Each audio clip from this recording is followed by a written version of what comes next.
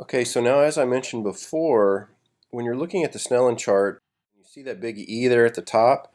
Don't focus on the entire letter, but focus on the upper left-hand corner and then shift down to the lower right-hand corner and then maybe to the middle of the letter and just all around the letter to focus on smaller parts instead of trying to take in the entire letter, because that is easier for your eye to focus on smaller sections than it is on the entire sum of its parts.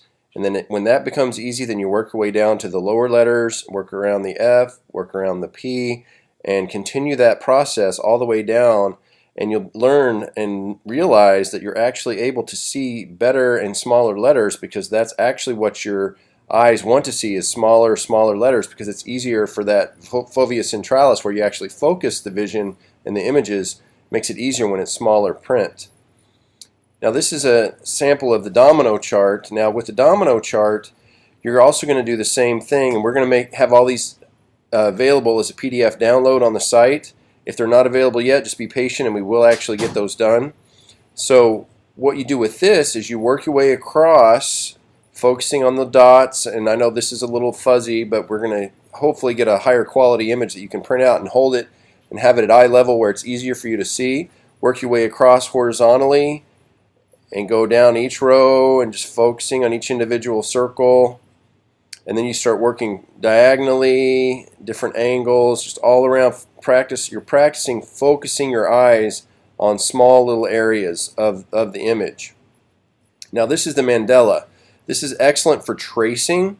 So remember when we talked about how you actually pretend like there's a feather coming from the tip of your nose or a paintbrush or something like that? So pick a section. You can start on the outside and with your nose, move your head and your nose with your eyes and trace the outline of each little section. Then work your way in, and this just really practices your eye, helps practice and train your eyes to focus on a particular spot. Not the entire thing, but just particular individual spots, and that is so crucial to help heal your vision. Now this is the Tibetan wheel. This can be a little overwhelming at first, but what you want to do is start at the top circle and just focus on that. Notice when you really focus on it that it seems to be a little bit darker than any other part of the image. Then you can work your way around to the other circles and then work your way gradually into the inner circle, that little tiny dot there in the middle.